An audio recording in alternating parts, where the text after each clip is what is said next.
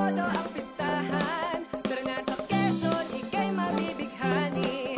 Tara sa nyugnyugan, sayang walang hintuan. Tara na sa Quezon, sangay man o dayuhan. Tara sa nyugnyugan, todo ang pistahan. Tara na sa Quezon, ika'y mabibighani. Tara sa nyugnyugan, sayang walang hintuan. Tara na sa Quezon, sa niyog-yugang kay siya, wala nang hahanapin pa. Tara na sa niyog-yugan, sa Quezon lang madadama, kaya pumaringin na. Tara na sa Quezon, ika'y sumama na. Tara dito sa nyug-nyugan, itodo ang saya. Tara na sa Quezon, lugar na kay ganda. Tara dito sa nyug-nyugan, may siyang naiiba. Sa Quezon, tara na. Yumugyug sayaw inda, yumugyug sayaw inda. Sa Quezon, tara na. Magandang araw po mga kalalawigan. Sa ngalan po ng ating mahal na ina ng lalawigan, Governor Dr. Helen Tan, inaanyayahan po namin kayo na panoorin ngayon ang gagawin naming briefing para po sa first quarter agri-tourism activities. Makakapanayan po natin, magbibigay ng mga impormasyon at detalye sa mga gagawing aktibidad para sa ating gagawin na first quarter agri-tourism activities. Ako po si John Lubid, sa ngalan po ng pamunuan ng Quezon Provincial Information Office, binabati po namin kayo ng isang magandang araw. Hindi na po natin patatagalin, yung sa mga nanonood po ngayon, pwede po kayong magtanong sa ating Facebook Live, naka-live po tayo ngayon. Kung may mga question po kayo do sa ating mga guests, libre po kayong magtanong at ito po isasagutin nila. So ngayon po, unahin po natin ang tagapamuno, ang ating tagapagkalaga ng makakain para dito sa ating lalawigan, ng ating provincial agriculturist, Dr. Lisa Mariano. Doc, magandang araw po sa inyo. Magandang umaga, Sir Jun, at magandang umaga po sa mga kalalawigan, sa lalawigan ng Quezon. Opo. Doc Lisa, ngayong taon, sinimulan uli natin yung pagpapahalaga doon sa ating mga kababayan, especially sa usapin ng agrikultura. Kabilang din ito dun sa healing serye na ginagawa namin, at dun sa pangunahing mission and vision ng ating lalawigan. Doc Lisa, ano po itong gagawin nating activities para sa unang quarter nitong taon na 2024? Ito pong unang quarter ng 2022 sa atas po ng mahal na governor, kami po ay binigyan ng direktiba na mag-feature ng isang pwedeng pagsamahang activity ng turismo at ng agrikultura para sa ating agritourism. At ngayon pong first quarter, so mula po nung January hanggang ngayon March po, ay ang ating pong i-feature ay high value crops that includes mga vegetable po at siyempre po in time for February ay cacao for chocolates. Yan po yung ating theme ngayon for first quarter.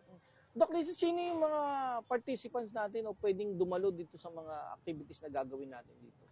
Para sa first quarter po, ang una activity po natin ay yung first Cacao Summit. So, i-feature po natin yung cacao, yung mismong puno ng cacao, at kung paano siya nagiging tsokolate, at iba't ibang produkto pa. Sa February 19 po, iniimbitahan ko nga po pala yung mga medyo mahihilig sa tsokolate, kung paano ito nagagawa. Meron po kaming gaganapin na first Cacao Summit.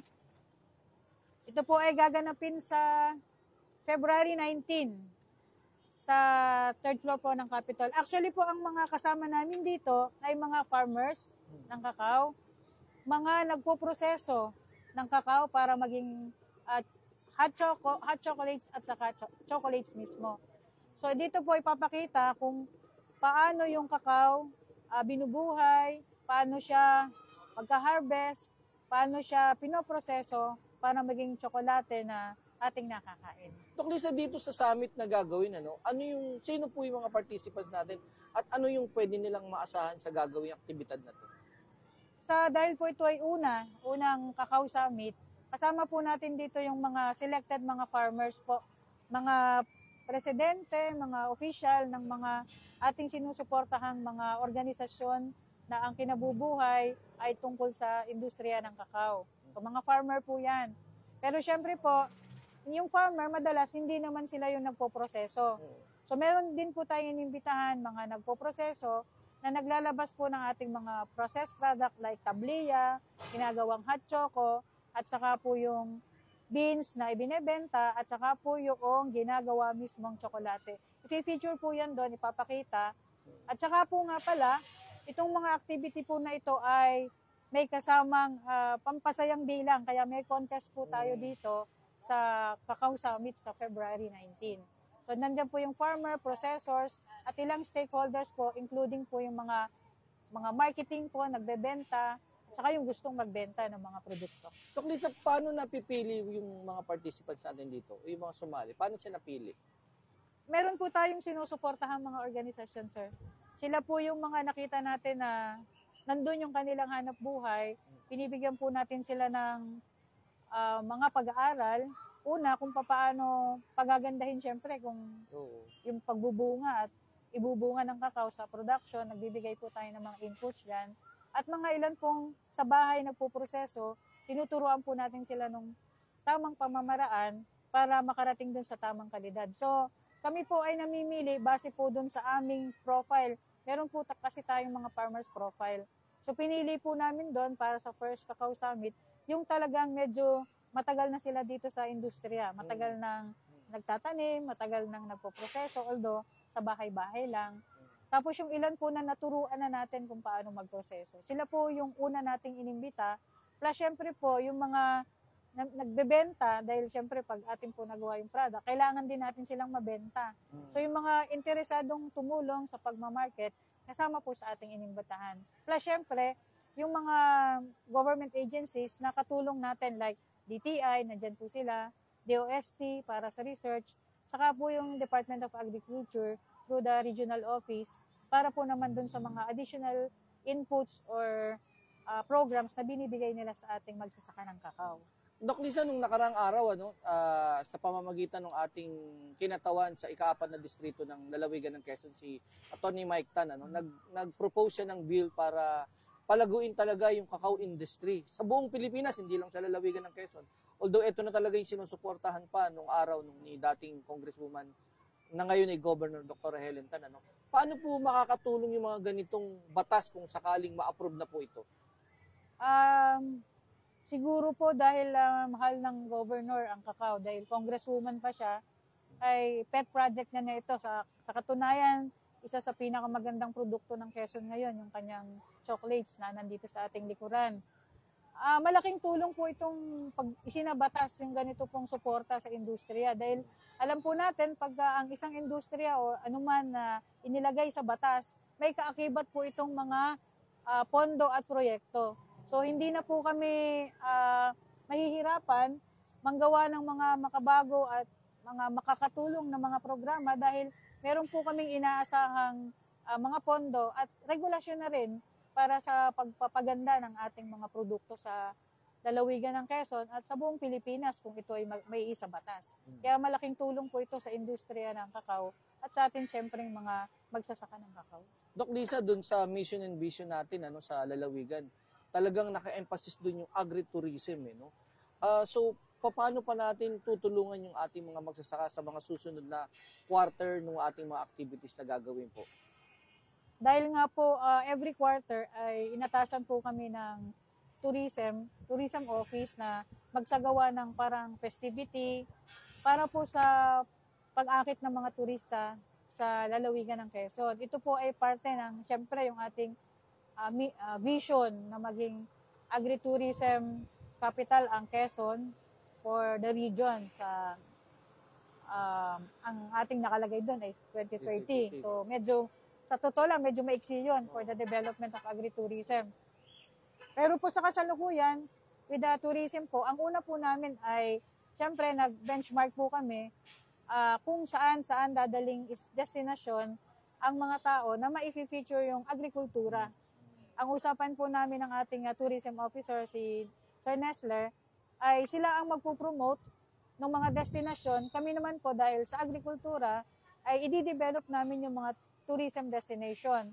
Sa kasalukuyan po ay meron na kami na-develop na circuit katulong ang tourism office. At ito pong mga ito ay may kinalaman sa mga ah, ano ba to, yung LSA ng Department of Agriculture ATI. Sila po yung sa kasalukuyan ay may tourism na napupuntahan. So ngayon, para ini-enhance lang po namin sila, Sir Jun, binigyan po namin sila ng mga additional inputs para mas dumami yung kanilang mga tanim. Tinulungan po namin sila na maging parang medyo kaakit-akit yung destinasyon sa pagtingin kung ano yung mga medyo aesthetic yung kanilang farm. At hinanapan din po namin sila ng kung anong pwedeng itanim o gawain sa farm na madalas po ay hinahanap ng mga turismo pagdating sa mga agricultural tourism destination. Meron po tayong mga 5 farm ngayon na kasalukuyan po nating dinidevelop sa parte ng agrikultura.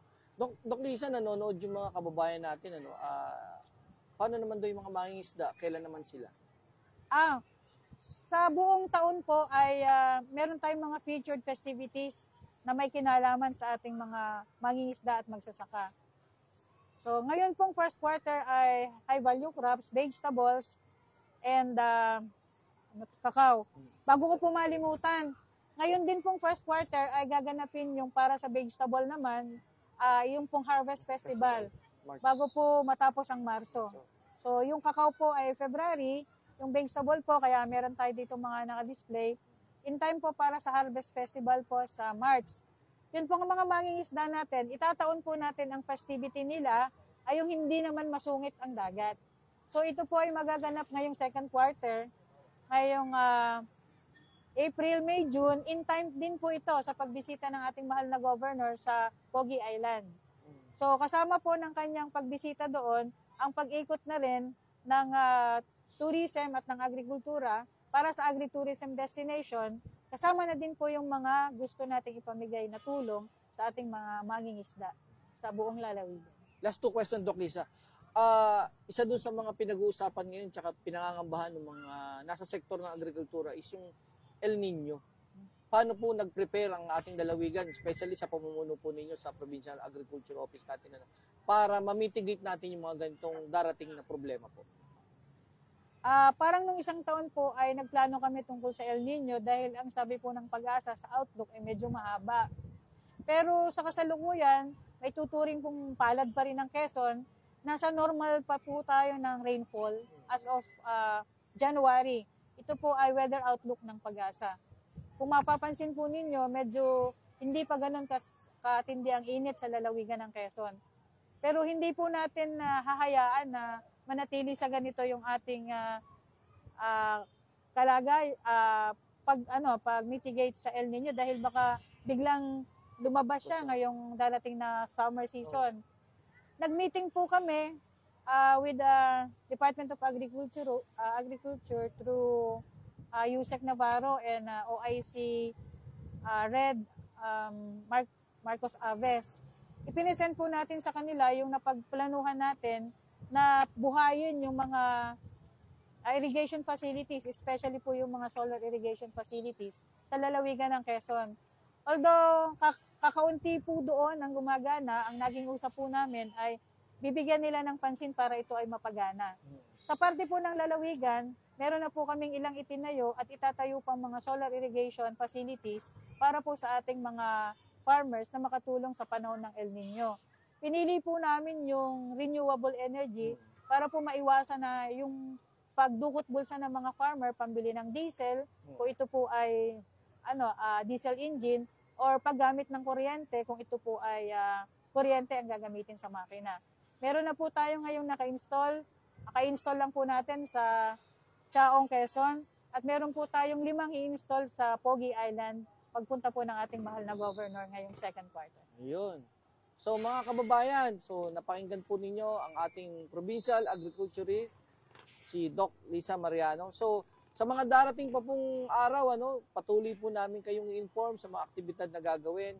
So maraming salamat po, Doc Lisa. Bilang panghuli, meron po kayong mensahe dun sa ating mga kababayan na talagang gusto rin sumama sa mga ganitong aktibidad, especially sa sektor po ng ating mga magsasaka.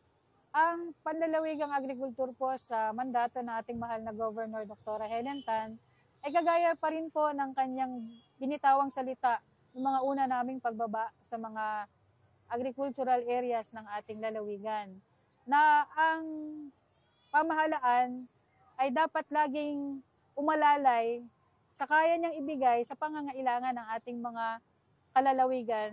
Kaya po kami sa sektor ng agrikultura, umasa po kayo na lagi kaming makikinig at aalalay sa mga pangangailangan po ng mga magsasaka sa lalawigan ng Quezon. Maraming salamat po, Doc Lisa Mariano. Magandang Sige umaga po.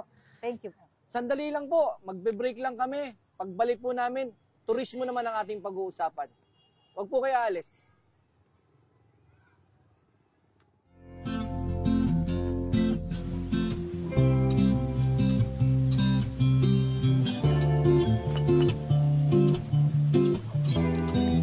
Sa wakas, nahanap ko na ang tamang timpla ng pagmamahal.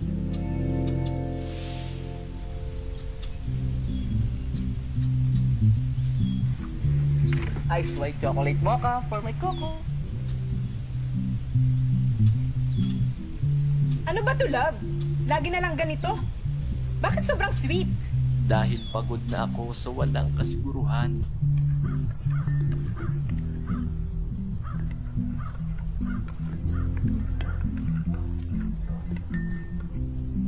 Ano ba? Puro ka kalokohan. Sayang ang masasayang sandaling nagdaan.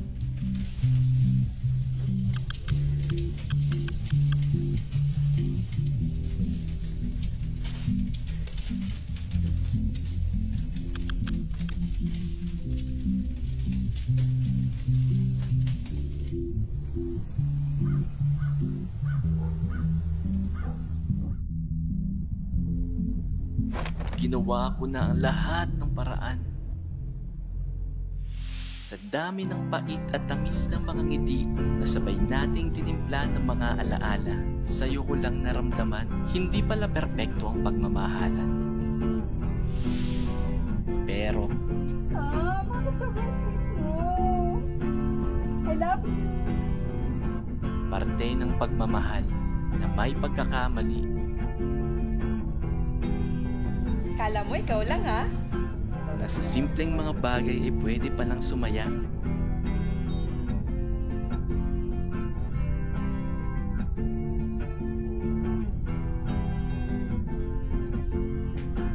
Surprise!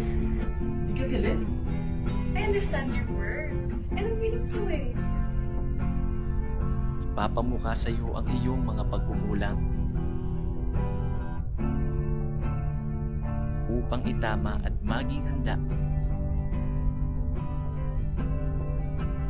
sa bagong bukas na pipiliin at uunawain ka sa araw-araw. My Coco, will you marry me?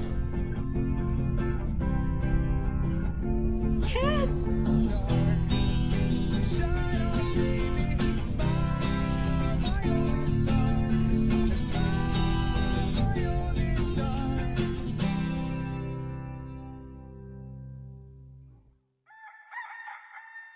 Tara na sa Quezon, ika'y sumama na.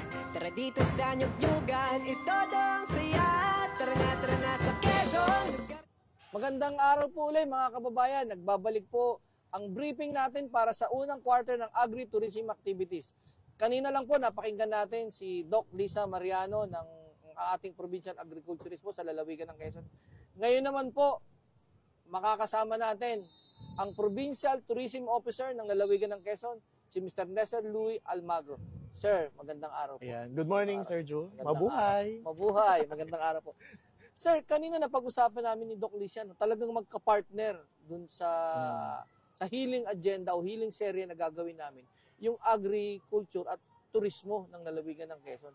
At saka yung pag-push ni Governor Dr. Helen Tan sa turismo, ganun na lang talaga. So ano po itong gagawin nating activities na to sa larangan naman ng turismo natin? Sir Jun, in the first place, ang February kasi is National Arts Month. So, alam natin, every year talaga siya sineselebrate. But this time, since yung gusto ni Gov ay yung agritourism, gusto natin ma-embed pa rin sa arts yung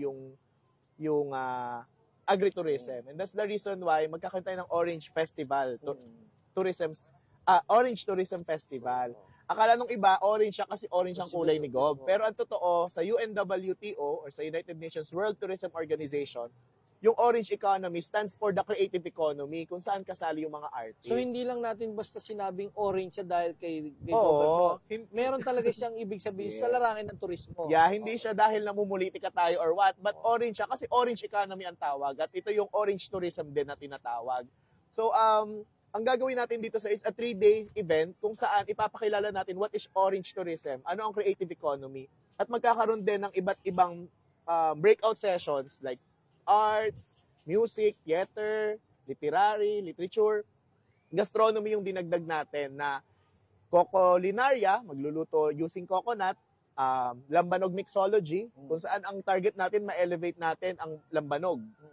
At ang pangatlo ay chocolate showpiece kung saan relevant din doon sa activity ng OPA na Cacao Festival na mag-create tayo ng chocolate showpiece or gagawa ng itsura ng chocolate na pwedeng maipangregalo sa mga bisitang darating sa ating lalawigan. Sir, ito ba'y preparation na rin para dun sa darating nating Nyug-Nyugan Festival 2024? Actually sir, yun talaga yung ginagawa natin kasi talaga ang direktiba ng DOT, ang festival, dapat ito ay evaluation or ito yung maipakita mo yung ginawa mo ng buong taon. Kaya lahat ng ginagawa ng Provincial Tourism Office at ng Agriculture Office leading towards Nyug-Nyugan. Like for example, yung Lambanog Mixology, magkakaroon tayo ng Lambanog Mixology Competition, yung theater, magkakaroon tayo sa Bayang Pagbigkas. So, lahat ng matututunan nila sa Orange Tourism Festival Summit ay ma-apply nila sa Nyug-Nyugan Festival 2024. So sir, ano po yung mga nakalinya natin activities para dito sa ating first Kaya quarter? so, sa first quarter, yung Orange Tourism Festival nga po, yung focus natin. And then, ang tourism po nakafocus din on planning. And then, yung pong mag-assist kami during Holy Week. Kasi last year, we received lots of comments na over capacity ang mga resort sa lalawigan ng Quezon. So ngayon nakahanda yung office namin. Kami personally will visit. I will coordinate with municipal tourism officers para masiguro natin na yung experience ng mga turista ay hindi na tayo makakuha ng mga ganong comment pa na sobra-sobra yung pinapabook sa hotel pero wala nang room. So yun yung mga gusto nating baguhin ngayong taon. So more or less yun po yung first quarter natin tsaka yung tourism development planning na ginagawa na 10-year tourism development plan. Sir, kamusta yung turismo ng lalawigan simula nung naupo tayo? Sir, simula nung maupo si Governor Helenta, nakita na yung advancement. Unang measure natin dito would be the increase in tourist arrival. Actually, nakita na natin yan at nakita na rin natin yung active participation ng mga LGUs. Pangalawa, sir, yung dami ng municipal tourism officers na may plantilla position na. Isang malaking bahagi ito, isang malaking achievement ito sapagkat ito yung nagiging problema talaga eh. Pagpapalit-palit ng tourism officer, na back to zero yung LGU. So ngayon, mas marami na po ang may plantilla position, hindi na sila basta-basta matatanggal. Ang third, nakakatanggap na tayo ng iba't ibang award. At higit sa lahat, dahil mismo si Gov yung nagpo-promote ng lalawigan, ng turismo ng lalawigan, talagang maraming videos na rin ang nagte-trending. So bukod po dito, katuwang yung ating provincial agriculturist, kasama tayo sa mga activities na gagawin nila. Opo sir, in partnership po palagi and then nabanggit ni Doc Lisa yung Pogi Island, magkakaroon po kasi magkikreate kami ng tour package na Pogi yung iikutan.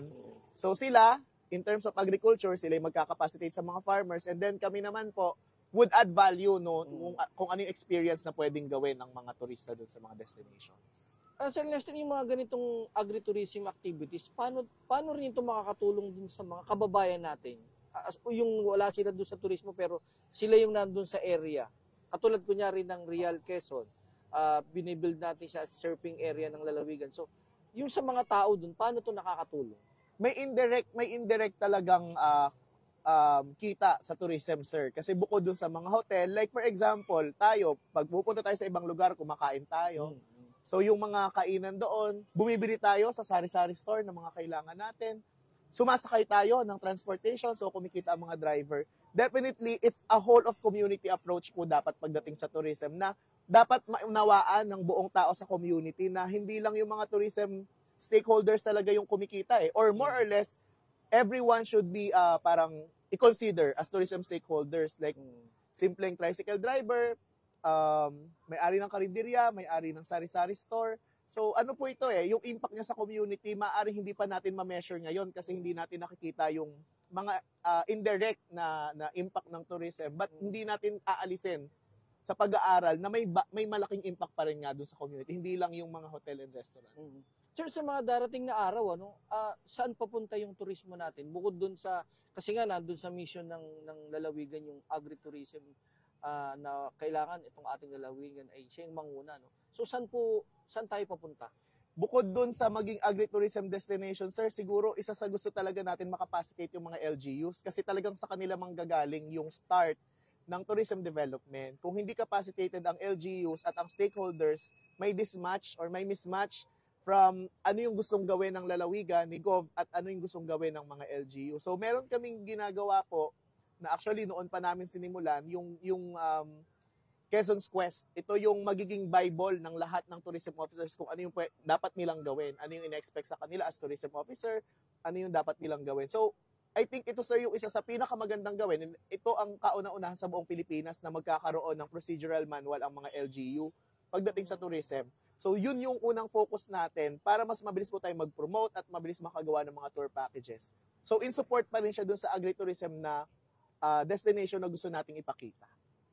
Sir, nung nakaraang taon po, nung nag-report ka, nakita ko yung increase ng mga tao natin na bumibisita sa lalawigan. So ano yung inaasahan natin naman ngayong taon? Sabi mo kanina, kayo mismo sa tourism office, bababaan niyo yung mga LGUs na talagang hindi ma-overbook, yung mga establishment ay talagang nagseservisyo dun sa ating mga turista. So, ano yung inaasahan natin ngayong taon? Sir, mas magkakaroon ng standards at policy ang tourism because hopefully after 2 weeks, ma-approve na yung Tourism, Culture, and the Arts Code na matagal nang pinapangarap ng lalawigan ng Quezon. Pero sa term po ni Gov. Helen Tan, nagkaroon ng sakatuparan, sana po ay ma-approve. Nakalagay na doon lahat ano yung kailangan gawin hanggang ng mga establishments and ng mga stakeholders. Dagdag pa po doon, sir, ay nakikita natin yung increase talaga kasi sa trend ng tourism ngayon after the pandemic, talagang going out lahat yung mga tao. Plus, binigyan din po natin ng importansya yung tourism statistics kung saan tinuruan natin yung mga tourism officers paano ba sila mag-gather ng tourism data, ng statistics para makita na totoo yung data na nakukuha natin. Kasi sir, pwede namang noon marami na rin talaga yung turista pero hindi na-account. So ngayon yun din yung isa sa tinutukan natin. Kaya napansin natin yung malaking increase din talaga dun sa arrival is because of nakapacitate na natin yung LG to conduct data gathering ng statistics nila. Sir, doon sa second quarter naman, ano yung naka-line up natin yung activities? Meron na ba tayo naka-ready para doon? Sa second quarter ay sir yan yung panahon na maraming festivals, so iba't ibang kapiyastahan, and also hopefully ma-launch na natin yung Tara na sa Quezon campaign. Paiingayin na natin.